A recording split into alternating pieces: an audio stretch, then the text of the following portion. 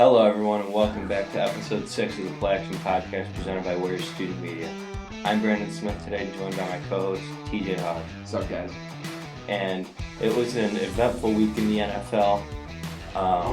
It was, a lot of interesting games. We're going to start, though, with the Packers-Chiefs, and the big storyline for this game was obviously Jordan Love replacing the COVID-ridden Aaron Rodgers. I think just watching this game, it was really tough to tell, other than the fact that they had different jerseys on, it was tough to tell which quarterback was making their first career start. Honestly. Because Mahomes didn't play that well. Mahomes hasn't played well the past, month and a half. Mahomes don't understand why. He had a huge play at the end of the game to seal it, which was, I don't want to say vintage Mahomes, but it's like the Mahomes of the last couple of years. And Mahomes hasn't been good this year. So I don't know what the issue is with Mahomes, though. It's his mechanics, I think. His footwork especially has been off a lot this year, but I don't see how his receivers have also been letting him down quite a good bit. And I'm not even thinking of that. I mean, because you're right there, but I don't understand. He's just trying to play a little too much hero ball. His receivers are letting him down, and I think his mechanics are messed up, and his confidence is probably shaken. That has to be it. I think those four things all add up to each other, and we're seeing the kind of product that we're seeing this year from Mahomes, which is bad quarterback play. But it's crazy to me that bad footwork and mechanics caught up to him in his 5th year. I mean, He had a whole year off. I mean, his rookie year, played one game, MVP season in 2018, pretty dang close to an MVP season in 2019. Super Bowl MVP. I mean, not deserving of the Super Bowl. No, Bears legend Damon Williams deserved it. And in 2020, he still had a really good year, even if he wasn't an MVP finalist, or he might have been. No, it was him and Josh Allen. Yeah. No, it was there was a third. Aaron Rodgers and Josh Allen, I should say. Aaron Rodgers, Josh Allen. There's a third person in there. Someone else got it. Maybe it was Mahomes. Even if it wasn't, whatever. He was close to it. He was a top 5 contender for the award then. Yeah. And now all of a sudden his production's just dropped a lot. Maybe it's that defenses are figuring what his personal tendencies are. I said this before and I'll say it again. At the start of the year, everyone was like, "Oh, the league has figured out Lamar Jackson." No, the league hasn't figured out Lamar Jackson. They probably never will. They figured out Patrick Mahomes. Which is, I won't even lie. I've been one of those people that say that they were going to figure out Lamar, because Lamar's system looked awfully similar to that of Washington's when they, during RG3's rookie year, they were running a lot of similar, formations and plays and stuff, and he got figured out in his 2nd year. Yep. So I really expected the same thing, but Lamar has proven me wrong. And this is coming from a Steelers fan. He is definitely a top 10 quarterback now, and probably top 5. He's top 5 to 7. Close to it. But the big storyline of this game, like I said, was Jordan Love making his first start. Not a good one. Not a good one, no. Not a good one. He had some plays. That was kind of about it, though. He had a garbage. Yeah, I wouldn't say it was garbage time because they were still in the game. They had to get a defensive stop to get the ball back, and they couldn't do it. But man, I'm feeling pretty good as a Bears fan knowing who the 2 future quarterbacks are. I was gonna say this is gonna be a once in a century type thing. The Bears could have a window coming up soon whenever Rodgers leaves. When the Bears have a better quarterback than Green Bay, and that's not something you hear often. Mm-hmm. But we'll get to the Bears in a minute and their quarterback. Yeah. But the Packers, Aaron Rodgers on Sunday showed his value more than he ever has, and it's because he wasn't playing. When I saw a stat, he's got my MVP because he's been good this year, but we're not doing MVP picks this episode. But my MVP right now is probably Lamar Jackson, just because of how important he is to the Ravens' offense as a whole. I think it's got to be Kyler Murray. It could be. It definitely could be. But the Packers, Aaron Rodgers just makes everybody else on that offense better. I saw a stat recently that the Packers in games without Rodgers average 13.5 points a game. The 0-16 Browns average roughly 14 points, and the 0-16 Detroit Lions, considered the worst team ever, were the 0-16 Lions. They averaged about 16. That means that without Rodgers, the Packers are statistically the worst team in history at scoring. The Packers, which is insane. And they better hope that Love is the answer, or they got to move on fast. And I mean, we could see something. We could see the Packers take a quarterback soon. If Love proves not to be that guy, then they definitely could. He did not look good. So. We're gonna move on to Titans Rams, which is on Sunday Night Football, and this was a good game. It was. I wouldn't say it was a good game, but it was an interesting game. Good game, interesting game. Interesting because the Titans, they stepped up. Good. Actually looking good. The Titans are probably the best team in the AFC right now. I can understand why you're saying that. I still think it's Buffalo, but Buffalo probably. Tennessee is like second. Tennessee's right there. Yeah. But the thing is with the Titans, everyone was wondering, what's it going to be like without Derrick Henry and a 36-year-old Adrian Peterson? They didn't have to rely on the running game for this one. Adrian Peterson had a late touchdown to kind of put the dagger in him. Yep. But this was Ryan Tannehill making plays. And you know who else was making plays? Their no-name tight ends and their no-name third, fourth, fifth string receivers. Yeah, their tight ends are actually pretty underrated, I must say. Ferkshire and Jeff Swaim. Mm-hmm. They're not great, but they're not that bad either. They don't get nearly the appreciation they deserve, especially in this offense. No, when you have A.J. Brown, Julio Jones, and Derrick Henry on an offense, the tight ends won't get much appreciation. Well, of course, and that's in reason.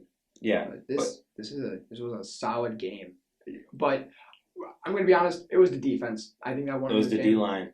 The D-line, especially Jeffrey Simmons, one of the most underrated interior linemen in this league, and I think he proved it. Kevin Byard with a pick six. Yeah.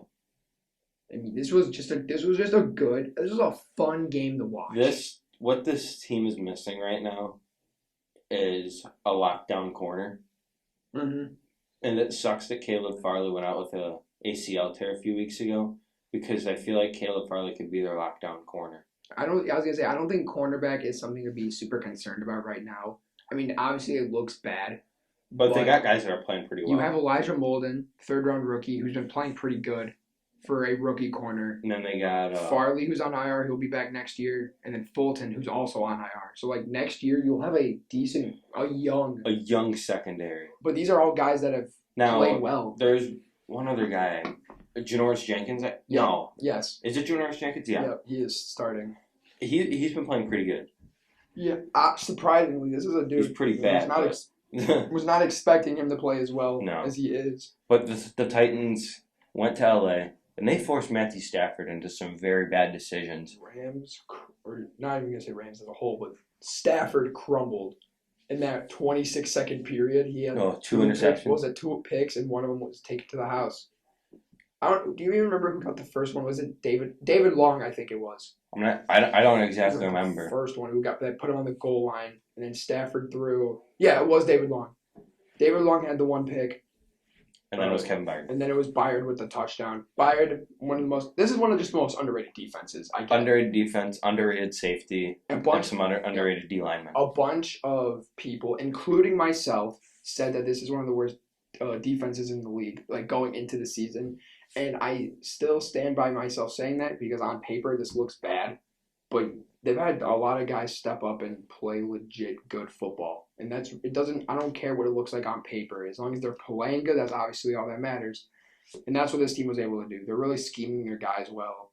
And it's obviously it's turning out good. The Rams didn't have Von Miller for this game, their new trade acquisition. But it looked like they needed him a little bit, because the Rams just weren't getting home that much. Yeah, the Titans pass rush brought it this game. This edge rush group isn't great. So I think the Titans are a team to watch out. I'm not too concerned about the Rams. The Rams are going to be fine. Yeah, you're going to get a couple losses here and there. Think about it. They lost to 2 of the best teams in the league. Yeah. The Titans and then the Cardinals. But they do have to beat those teams at some point. And I agree, but I think this is definitely a team that's gonna grow. Yeah, they're not a bad team. This is a team with a bunch of new players. Yeah, and they're gonna continue to grow and continue to improve. And we'll see with Odell Beckham Today's the day the waiver stuff is going on. At 3:00 today is when we'll find out by the next episode. I'm sure where he's I don't think he's getting claimed, but I think the Rams. From what I'm calling it, the Rams are going to sign him. Oh, if we're going to make calls, I'm going to call Seattle then. I mean, Seattle's like it's going to be one of those two. Seattle's the team. I want to see Pittsburgh. Obviously, it won't happen, but I can hope. Right. Yeah. So we're going to move on now. Speaking of the Steelers, to my Chicago Bears against your Pittsburgh Steelers on Monday Night Football, and controversial. I think there was some calls. There were some ref calls. I don't think we're gonna go on some major rant on the refs. Not for this game, no. Not for this game specifically. But there's two words that I want to use to describe this game. I'll use three. Justin freaking Fields, because damn, he had the game of his career. He's making my best rookie quarterback take look pretty good. You're right. You're right. I still think. He's moving his way up. He's probably past Lawrence at this point. He's way past Lawrence. I still think Mac Jones is the best. It depends what you prefer. Do you prefer a guy who can move the offense efficiently? However, they do have the same amount of interceptions. Same amount of interceptions, but Fields is like you said. Fields actually has one more, but when you look at it, when you look at Fields' interceptions, not all of them are his fault. It's like. So one of them I know for sure was a free play. It wasn't a free play, but he thought it was a free play, and it should have been a free play against the Packers. Mm-hmm. He just chucked it deep, and then Robinson stopped running the route halfway down there, and he would have got there. Robinson, man. Robinson's costing himself a lot of money this year. Oh, yeah. And, there's only 7 or 8 weeks left. This is, it's not a good situation for Allen Robinson. He really needed to shine. If the Bears offer him somewhere over or around like $17 or $18 million, he'd be wise to take that. He would have to take that because he is. I don't know how the league feels about him, but considering the Bears have a very stupid front office as of now. Good point. It's just I don't think that he'll get any value on the market, and I think that's why he signed the franchise tag after originally not wanting to. Because he knew he wouldn't get anything. The only receiver to get multiple years this offseason was Kenny Galladay. That is a good point. And Kenny Galladay has been awful.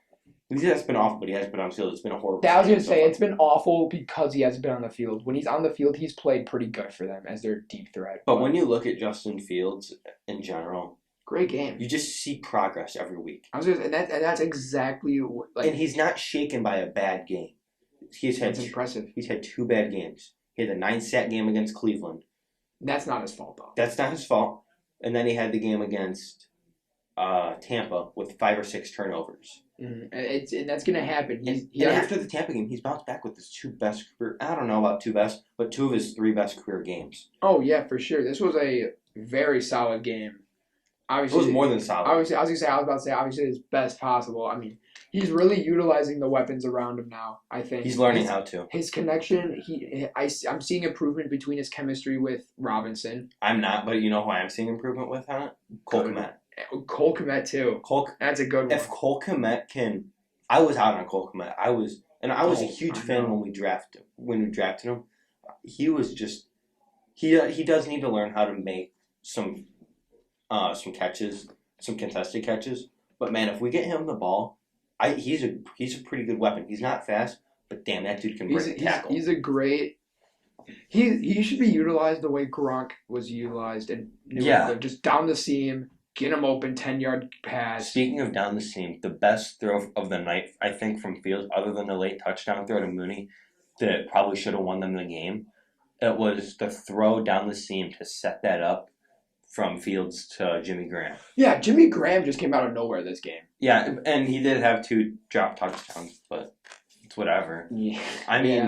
And one probably should have stayed a touchdown. On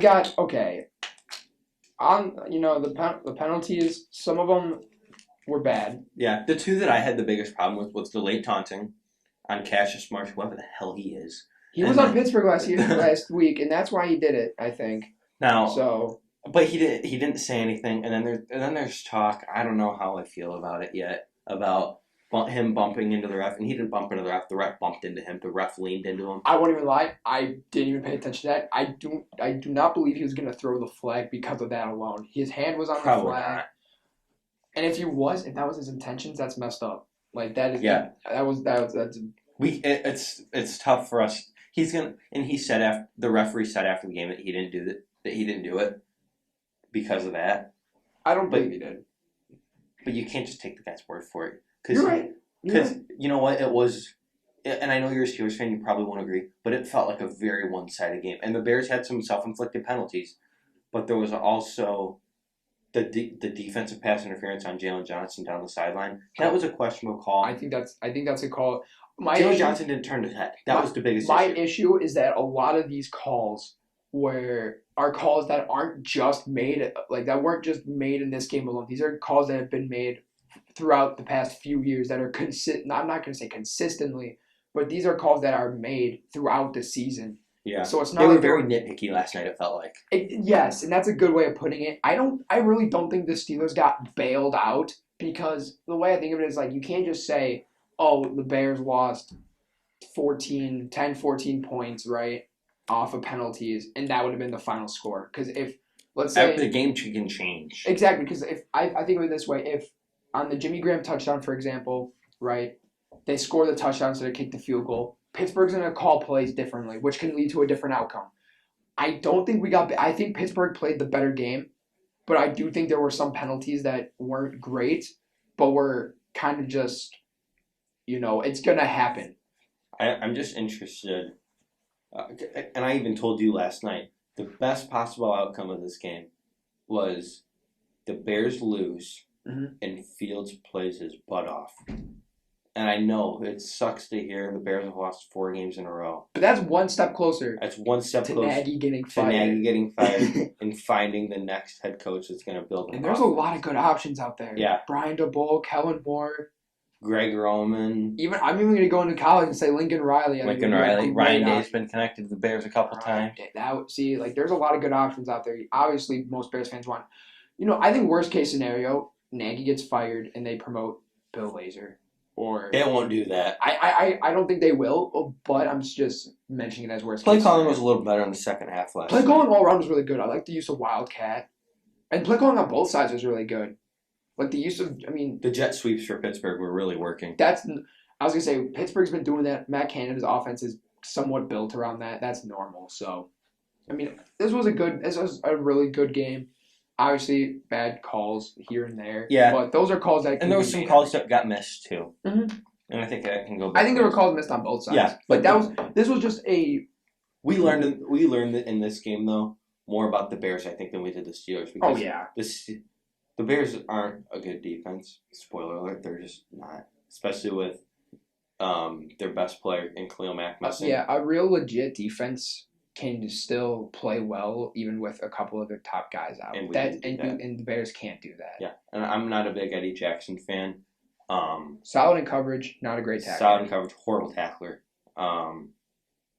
I didn't feel him missing last night. I really didn't. I don't even think Khalil Mack being gone was a major issue. Like that defensive line was getting pressure. I like Roquan Smith had a game. Yeah, I like Travis Gibson. Who's another player on the Bears that I'm really starting to like, and I've told you a couple times. Larry Borum. Yeah, Larry Borum played really good. Like, I know T.J. Watt had a couple sacks, but it's like... Three to be exact. Yeah. But, he only had one pressure allowed outside of those. I was going to say, Larry Borum's been... His size really helps him. I don't think his technique is all that amazing, but his size... It's T.J. Watt. T.J. Watt's going to get home, but... One of those sacks was... Coverage sack. Nothing great on T.J. Watt because the whole line literally slanted away from Watt, which I don't know what kind of play call that is. Yeah. So you had the one play where he was unblocked and the one play that was a coverage sack. Mm-hmm. And then there was, I guess you probably... I believe a sack and a half because I think he had 2 half sacks and then 2 sacks on his own. So about a sack and a half. No, the Steelers only had 3 sacks total last night. And that was all T.J. Watt. Yeah. So I think just in general... There's a lot to be excited about with the Bears, especially at the quarterback position, which they've struggled at for so many years. Mm-hmm. they're on the bye this week, and I think I'm going to one of their next 2 games, so I'm very excited. Ooh, really? I'm very excited to see Justin Fields in person. And Pittsburgh's got Detroit next. Our toughest battle yet, but. But I think you take away from this game, Pittsburgh, they moved to 5-3.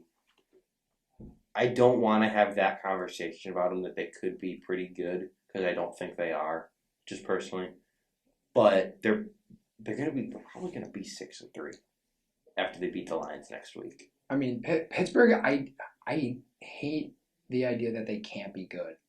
That people still say that, like not you specifically, because I get what you're coming. You're saying that they're not going to be like great division leaders, and I can understand that. But people are still thinking that like the Browns are better than them. We beat the Browns. I'm just worried about Big Ben. That's all it is.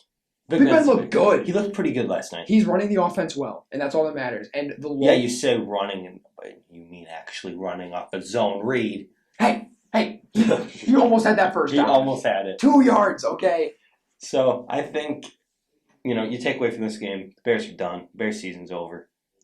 But you have reason to be excited. The Bears this season is over, but the future's fine. They have a great potential future ahead of them, and I think that's really something. Just got to hit on some draft picks. You got to hit on a few draft picks, and I think Pace is good at those late rounders. I mean, look at Larry Borum, Khalil Herbert, Darnell Mooney. Yep, like you've got these guys. Bilal Nichols was a 5th-round pick.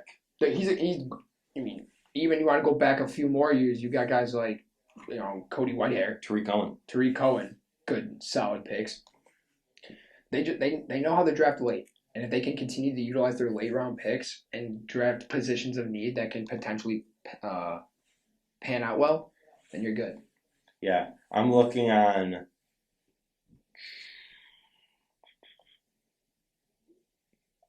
Spot Track right now. I can't seem to find it, but I do know this offseason the Bears are going to have a good bit in cap space. Yeah, so I don't think they're top in the league or anything like that. They're gonna have Spot Track is kind of glitching a little bit, but no, they're gonna have enough, and I think they can go after a couple or a role player or two to really utilize. Yeah, we're sorry for not saying much, but I'm trying to get Spot Track to work. Okay. No, but we're having some. The Bears are really set up for success. I mean, you've got some. The Bears are 10th in the league in cap space. We're gonna have $50 million. Exactly, that's a lot of money. But that also goes out to paying some of your guys that you're gonna lose. We need to pay Bilal Nichols and we need to pay James Daniels. Yep. Those are the only 2 I want to pay, and I think we can get both those guys for decently cheap. And I think Akeem Hicks maybe for like a 1 year. I can see the Bears doing it. I can see them doing it. I don't want them to because he got hurt again. And I can understand why you don't want him to. I don't blame you. You need to bring in a tackle. Actually, no. You don't. Actually, no. I guess with Tevin Jenkins. Tevin Jenkins might be back the next game. I always forget about that. Might be the last game without Tevin Jenkins. Okay, so never mind then. My bad. So we're gonna move on now to just this week in general. The upsets that happened. Just briefly go over some of the big upsets, both college and NFL. The Broncos beat the Cowboys, and the Cowboys just got dogged this game. Bad game. Yeah, it happens. Yeah, I've said it before. Every team has that stinker once a year. Just one game. It was for the Bears. It was against the Bucs. The Bucs. We lost 38-3. I guess I was gonna say the Browns too. Either way, and then you have. Who else was it? The Browns and the Bengals. I don't know if that's really an upset, but the Browns looking better again without OBJ. Yeah. Everyone kind of figured that would happen. Let's see if Baker can be that guy. I think the Browns' offense is better without a number 1 receiver like Odell. They like to utilize a lot of their receivers. Yeah, Donovan Peoples-Jones. He's going to end up being the number 1. Eventually. I'm saying it now. And then when you look at college this week. So many big upsets. And obviously the Titans-Rams was an upset. We already went over that. You got Purdue. Purdue beating Michigan State. That's the big one. Yeah. Bama. I mean, they didn't. Bama and LSU, but that was a 20-14 game. And LSU's front 6 is one of the top in the league. We're recording on Tuesday, and on the next episode, we're gonna have the second time we're gonna talk about the college football playoff rankings. Yep. Which is gonna be a little different now that way different now that MSU's out. Now that Michigan State's, they're done. Guys are moving up. I'm willing to bet. Michigan's going to move up. Michigan, Ohio State and Oklahoma, Cincinnati. And Oklahoma are going to move up. Oklahoma didn't even play this week, but they're going to move up. Exactly. They're going to move up because MSU's going down is what I'm at. I don't know where MSU's going to go. I bet you they land 9. I bet you they land 9. That's going to move Oklahoma up. And another big upset. I don't know if you could say it was an upset because this team was favored, even though it was against the 9th ranked team in the country. North Carolina beat Wake Forest. That was a fun game to watch. That was a 58-55 score. I doubted you for saying that UNC was going to win, but I had a lot of faith in Wake Forest. I won't lie. I just wanted to see their Sam Hartman's a really good quarterback, but I wanted to see their miracle run continue. I'm going to get into another Sam in a minute, which you don't like, but Sam out. But seriously, like the UNC offense. It's not a great unit. They lost they lost 4 players to the NFL. Yeah. They lost De'Ami Brown. De'Ami Brown went to Washington. Daz Newsome went to the Bears, and then the 2 running backs. Javonte Williams. Michael Carter. Javonte Williams had his first 100-yard game this week for the Broncos. I love Javonte Williams. I thought he was the second best running back in the draft. I thought you could have made an argument for him being RB1. No. Najee will always be number 1. I'm sorry, but Najee is the best. I had Najee as my RB1. I actually had Javonte as my RB3. Behind Etienne. Yeah, behind Etienne. I flipped those two, but that's in a good reason. Yeah, Etienne's they're different players. Exactly. Like Etienne, more Alvin Kamara like, and then Javonte Williams, kind of like a Nick Chubb, David Montgomery type of player. Yeah, I saw a lot of Nick Chubb in him. But those are just kind of the upsets. Your Auburn Tigers kind of fumbled the bag. Auburn sucked. That was bad. And you know what? That was bad. No, you said that they have like an outside chance of making the playoff. Not anymore. Not anymore. It's over. And they if they won this week, they were going to move up. They could have moved up to like 8. Even if we won, I don't think we would still have a chance because the whole argument I had made is that we have 4 games left. We played Texas A&M. They were 14. We lost. We were going to play Mississippi State, which was 17 at the time. Now they're going to end up being unranked because they're a 4-loss team. They don't deserve to be ranked to begin with. Minnesota didn't even deserve to be ranked in the first place. And they lost 2. And then we were going to play South Carolina. They were unranked already, so it didn't matter. And then we were going to play Bama, and I really thought we had a chance of beating Bama. But if we keep playing like this, we don't have a chance. Yeah. But if Bama's playing that close to LSU, I really think we have a chance. I really do. And that's going to be one of the the Iron Bowl is always one of the biggest games every year. It's one of the biggest rivalries in all of sports. That it is. And so is Ohio State, Michigan, which is going to be good this year, too. That's going to be a good game. I got Michigan, though. Yeah. Really close, but I'm going to take Michigan. It's going to be a fun game to watch. We're going to move on now, though. Real quick. To our top 5 college quarterback prospects. I'm going to go first. And these are prospects. These are not overall quarterbacks. These are for the 2022 draft. So the way I did it, I don't know exactly how you did it, but I said if I was the general manager, this is what I would do. That's basically how I did it too. But I also put talent and potential in. Yeah, like potential. Like I'd take a guy.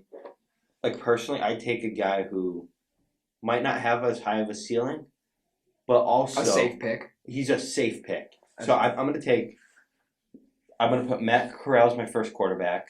He's QB1 for me. QB2, I have Sam Howell out of UNC. 3rd, Malik Willis from Liberty. 4, Carson Strong from Nevada, and 5, Desmond Ridder. Okay, on the bright side, from Cincinnati. On the bright side, I have those 5 as my 5 as well. Okay. It's not in that order. I based it off of, if I was a GM, what would I do? But I also took talent as of right now. Yeah. And a big part of it for me is potential. Can you develop this guy and can you become really good? Yeah. So with that being said, I got Malik Willis out of Liberty as number 1. I love his athleticism is really what it comes down to.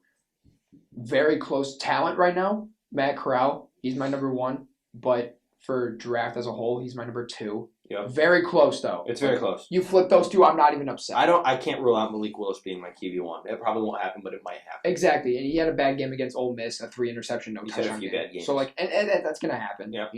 Just a down year, which sucks for him. QB3, Desmond Ridder. I mean, this is a guy who I think is not single-handedly, but like a big portion of Cincinnati's undefeated run. Especially their offense. Basically, their offense alone is Desmond Ridder. 4, Carson Strong. I just love his arm. His talent is incredible. Got quite the strong arm. Okay, buddy. Okay. You can go. Whatever. I'm going out. I do like Carson Strong a lot, though. I think he's one of the most intriguing prospects for me, like quarterback wise. He's interesting. Just because Nevada's not a big team, that's really what it comes And down who's your to. 5? And then 5 has got to be Sam Howell. Yeah, I think this Sam Howell. He's about to break rushing records. That is true. That's so weird to think, dude. I never thought it's so strange. Lynn Bowden and Lamar Jackson's rushing records, but Lynn Bowden wasn't even a quarterback until his last year. But next episode we'll probably be previewing Week 10 and probably a few college games. Yep, some college games, and we're going to discuss the college football playoff rankings that are coming out tonight. Yep. But we will see you guys Friday for episode 7. But this was episode 6 of Play Action Podcast. I'm Brandon Smith. He's DJ Hawes. Thanks for listening. Have a good day.